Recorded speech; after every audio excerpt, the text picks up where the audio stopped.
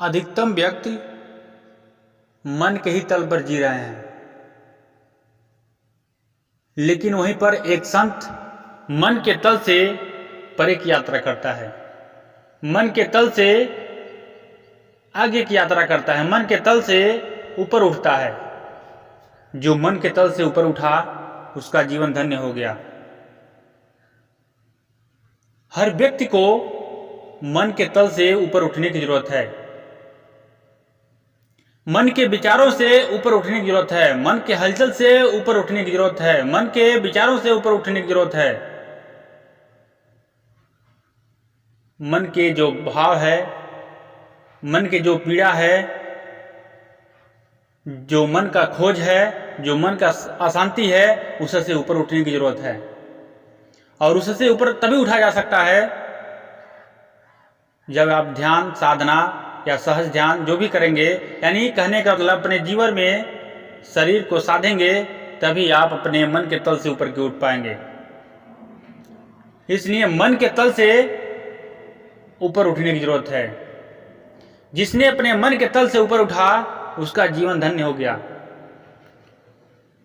उसका जीवन एक संत का हो गया, एक महापुरुष का हो गया, एक होशपूर्वक जीने वाला व्यक्ति का हो गया। इसलिए हर व्यक्ति को मन के तल से ऊपर उठने की जरूरत है, आगे बढ़ने की जरूरत है। जहां तक मन है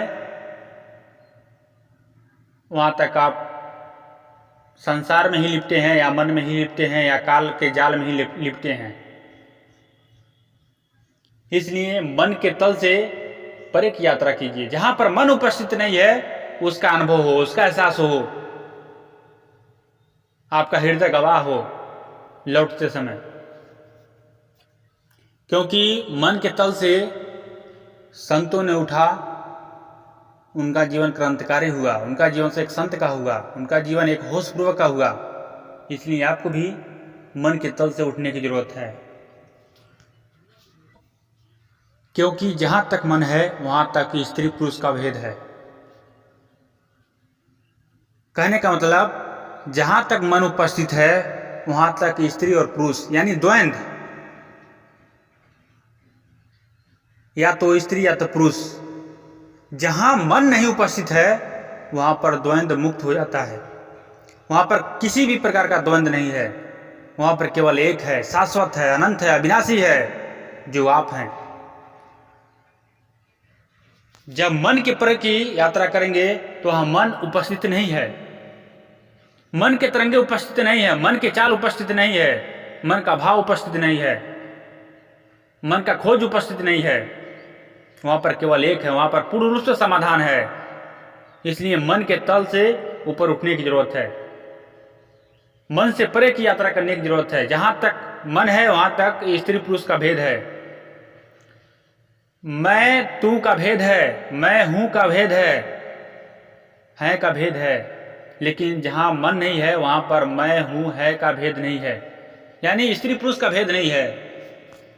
इसलिए आपको भी मन के तल से ऊपर उठने की जरूरत है।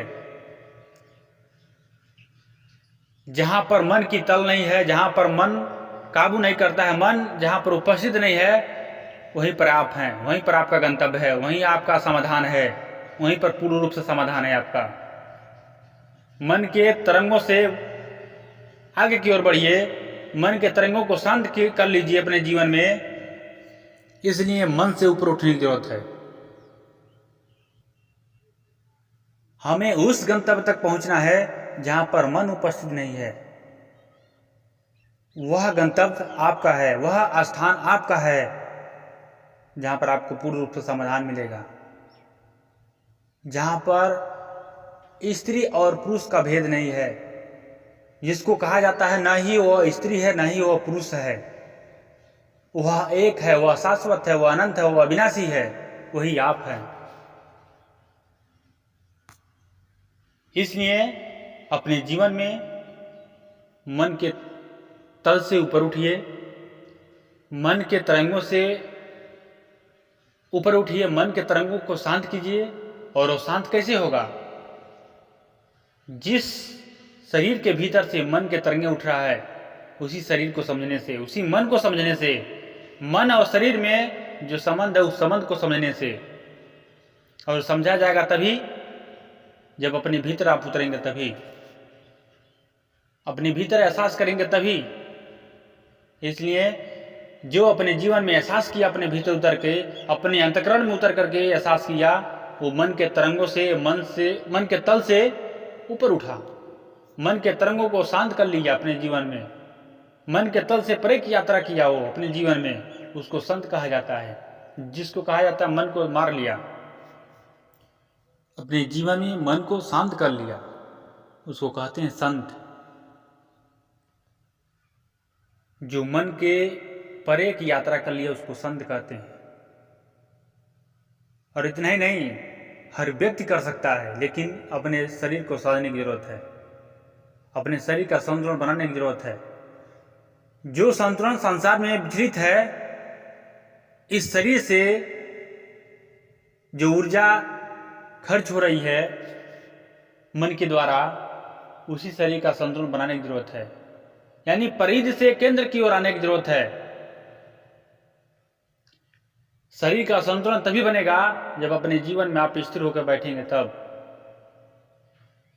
बैठने का प्रक्रिया चालू कर लीजिए, आप काम हो ही जाएगा। आप अपने स्वयं के प्रति चल ही पाएंगे, आप अपने अंतःकरण में उतर ही पाएंगे।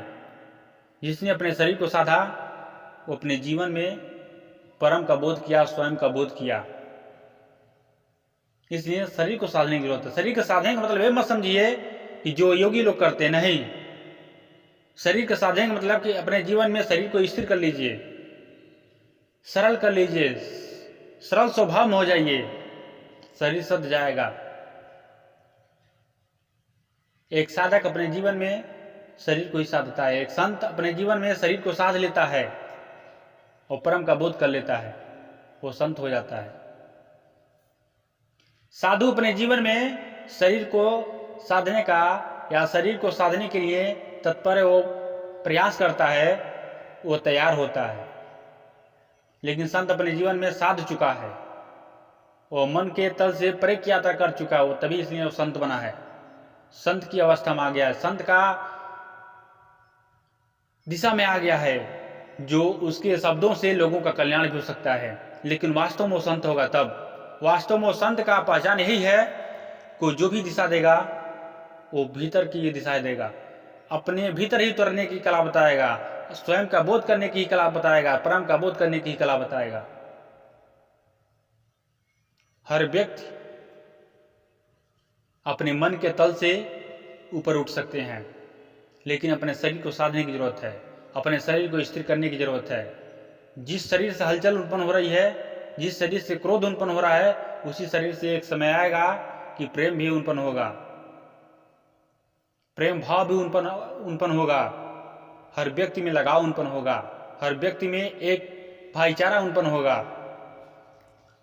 एक संत का जीवन में अपने जीवन में वो सरल स्वभाव में होता है, सहज स्वभाव में होता है। इसलिए हर व्यक्ति को अपने शरीर को साधने की जरूरत है, मन के तल से ऊपर उठने की जरूरत है।